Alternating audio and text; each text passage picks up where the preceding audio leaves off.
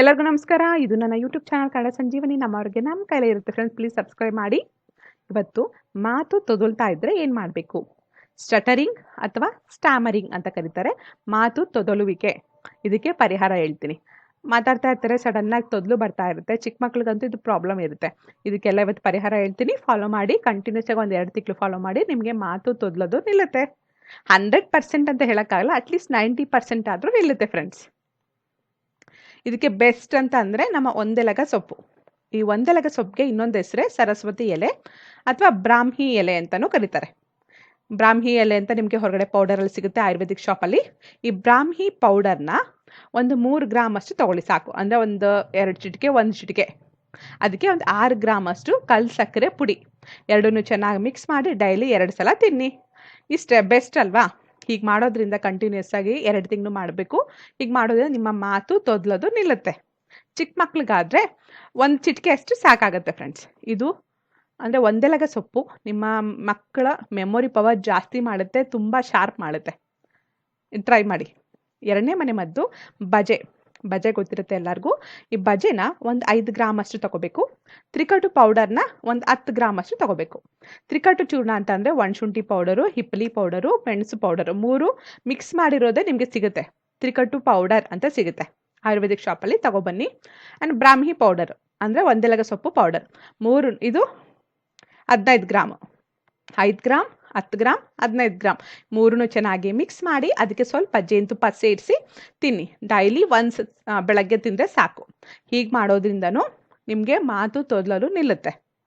ಆದರೆ ಚಿಕ್ಕ ಮಕ್ಕಳಿಗೆ, ತುಂಬ ಚಿಕ್ಕ ಮಕ್ಕಳಿಗೆಲ್ಲ ಬಜೆ ತಿನ್ನಿಸ್ತಾರಲ್ವ, ಸ್ವಲ್ಪ ಚಿಟಿಕೆ ಅಷ್ಟು ಸಾಕಾಗುತ್ತೆ. ಇಷ್ಟು ಕ್ವಾಂಟಿಟಿ ಬೇಡ ಚಿಕ್ಕ ಮಕ್ಕಳಿಗೆ, 1 ಚಿಟಿಕೆ ಅಷ್ಟು ಸಾಕು ಫ್ರೆಂಡ್ಸ್. ಓಕೆನಾ? ಆ್ಯಂಡ್ 3ನೇ ಮನೆ ಮದ್ದು ಒಂದು 10 ಬಾದಾಮಿ ತೊಗೊಂಡು ಅದನ್ನ ಪೌಡರ್ ಮಾಡ್ಕೋಬೇಕು. ಪೌಡರ್ ಹೇಗೆ ಮಾಡ್ಕೋಬೇಕು ತುಂಬ ವಿಡಿಯೋದಲ್ಲಿ ಹೇಳಿದ್ದೀನಿ.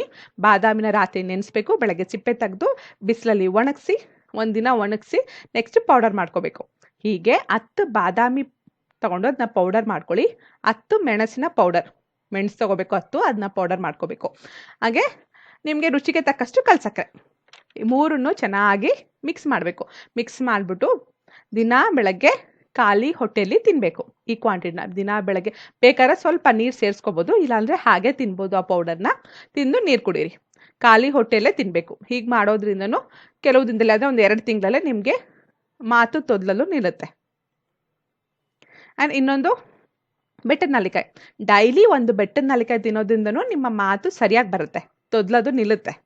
ಬೆಟ್ಟದ ನೆಲ್ಲಿಕಾಯಿ ನಮಗೆ ಸಿಗ್ತಾ ಇಲ್ಲ ಅಂತಂದರೆ ಬೆಟ್ಟದ ನೆಲ್ಲಿಕಾಯಿ ಪೌಡರ್, ಆಮ್ಲ ಪೌಡರ್ ನಿಮಗೆ ಆಯುರ್ವೇದಿಕ್ ಶಾಪಲ್ಲಿ ಸಿಗುತ್ತೆ. ಆಮ್ಲ ಪೌಡರ್ ತಗೊಬನ್ನಿ. 1 ಟೀ ಸ್ಪೂನಷ್ಟು ಆಮ್ಲ ಪೌಡರ್ ಅಂದರೆ ಬೆಟ್ಟದ ನೆಲ್ಲಿಕಾಯಿ ಪೌಡರ್ಗೆ 1 ಸ್ಪೂನಷ್ಟು ಪ್ಯೂರ್ ಹಸುವಿನ ತುಪ್ಪ, ಶುದ್ಧ ಹಸುವಿನ ತುಪ್ಪನ ಮಿಕ್ಸ್ ಮಾಡಿ ಡೈಲಿ ಬೆಳಗ್ಗೆ 1 ಸಲ ತಿನ್ನಿ. ಖಾಲಿ ಹೊಟ್ಟೆಲಿ ಅಂತಲ್ಲ, ಊಟಕ್ಕಿಂತ ಒಂದು ಅರ್ಧ ಗಂಟೆ ಮುಂಚೆ ತಿನ್ನೋದ್ರಿಂದ, ಹೀಗೆ ಕಂಟಿನ್ಯೂಸ್ ಆಗಿ ಮಾಡೋದ್ರಿಂದ ನಿಮಗೆ ಮಾತು ತೊದಲೋದು ನಿಲ್ಲುತ್ತೆ. ಅದ್ರ ಜೊತೆಗೆ ಅವ್ರು ಯಾವ್ದಾರ ಒಂದು ಮಾಡಿ ಫ್ರೆಂಡ್ಸ್, ಅಷ್ಟರಲ್ಲಿ ಮಾಡಿ. ಅದ್ರ ಜೊತೆಗೆ ಡೈಲಿ ಒಂದು ಅರ್ಧ ಚೂರು, ಅಂದರೆ 1 ಇಂಚಲ್ಲ, ಒಂದು ಅರ್ಧ ಇಂಚಷ್ಟು ದಾಲ್ಚಿನ್ನಿ ಚಕ್ಕೆ ಇರುತ್ತಲ್ವ, ಅದನ್ನು ಹಾಗೆ ತಿನ್ನಬೇಕು. ಹಾಗೆ ಸ್ವಲ್ಪ ಹಗಿತಾ ತಿನ್ನಿ. ಹೀಗೆ ಮಾಡೋದ್ರಿಂದನೂ ನಿಮ್ಮ ತೊದಲುವಿಕೆ ನಿಲ್ಲುತ್ತೆ. ಅದಕ್ಕಿಂತ ಸ್ವಲ್ಪ ಅದ್ರ ಜೊತೆಗೆ ಮನೆಮದ್ದು ಜೊತೆಗೆ ಯಾವ್ದಾದ್ರು 2 ಮನೆಮದ್ದು ಫಾಲೋ ಮಾಡಿ, ಅದ್ರ ಜೊತೆಗೆ ಆಸನನೂ ಮಾಡಬೇಕು. ಸ್ವಲ್ಪ ಟ್ರೈ ಮಾಡಿ. ಚಿಕ್ಕ ಪುಟ್ಟ ಆಸನ ಇರುತ್ತೆ, ನಿಟ್ಟಲ್ಲಿ ಸರ್ಚ್ ಮಾಡಿ. ಸಿಂಹಾಸನ ಮತ್ತು ಸಿಂಹಾಸನ ನೋಡಿ, ಈ ಥರ ಕೂತ್ಕೊಂಡು ಈ ಥರ ಮಾಡಬೇಕು. ಈ ಥರ 1 ನಿಮಿಷ ಮಾಡೋದ್ರಿಂದ ಡೈಲಿ ನಿಮಗೆ ತೊದಲುವುದು ನಿಲ್ಲುತ್ತೆ.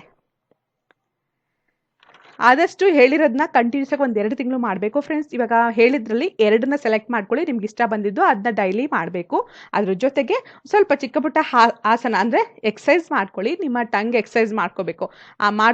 ಮಾಡ್ಕೋತಾ ಇದ್ದರೆ ನಿಮಗೆ ಮಾತು ತೊದಲೋದು ನಿಲ್ಲುತ್ತೆ. Thanks for watching. ನಿಮಗೆ ಈ ವಿಡಿಯೋ ಇಷ್ಟ ಆದರೆ ಪ್ಲೀಸ್ ಲೈಕ್ ಮಾಡಿ, ಶೇರ್ ಮಾಡಿ, ಸಬ್ಸ್ಕ್ರೈಬ್ ಮಾಡಿ. ಜೈ ಹಿಂದ್, ಜೈ ಕರ್ನಾಟಕ ಮಾತೆ.